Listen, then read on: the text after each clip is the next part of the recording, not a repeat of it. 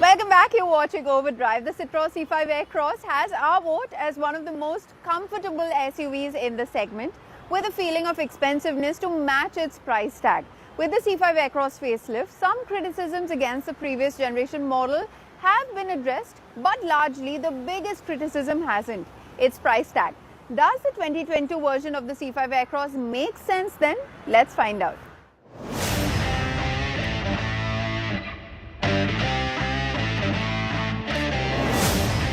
This is the facelifted Citroen C5 Aircross, and for just under rupees 3 lakh more for the top of the line Shine variant, which is the only variant it's now available in, Citroen's throwing in fresh new headlights, a new grille design, a new bumper, new alloy wheels and new taillights and some other bits inside.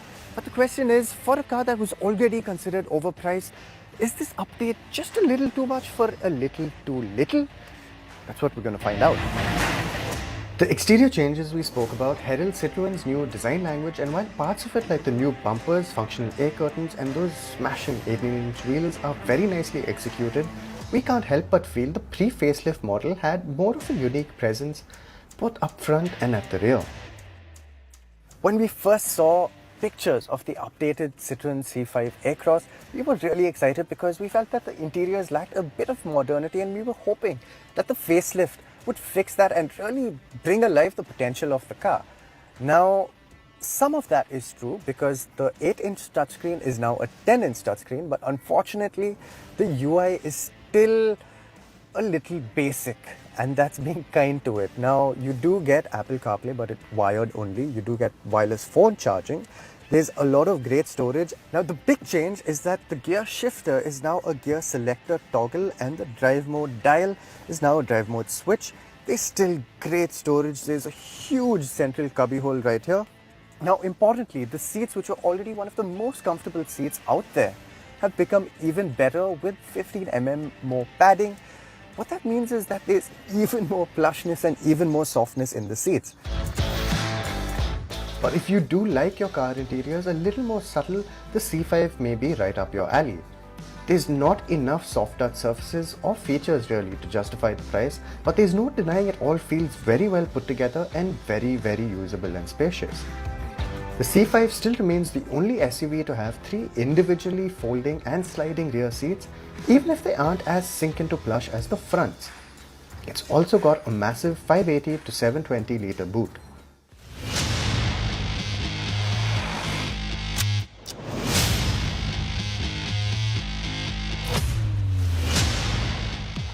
While there haven't been any mechanical changes to the C5, which means it's still powered by that 2-litre diesel engine with 177 PS and 400 Newton meters of torque, going to the front wheels via an 8-speed automatic.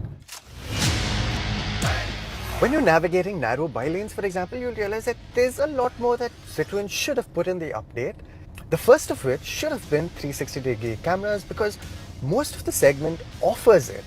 And for a car this large, you do require a little help now and then. Even if this does have front and rear proximity sensors, the cameras just help.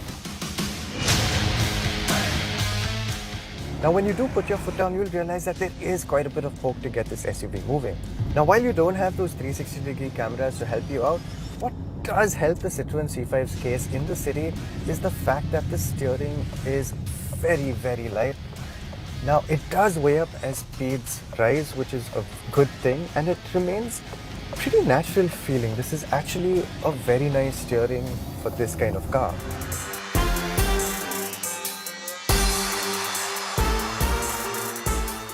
Largely, the drive experience remains stress-free and responsive at the same time.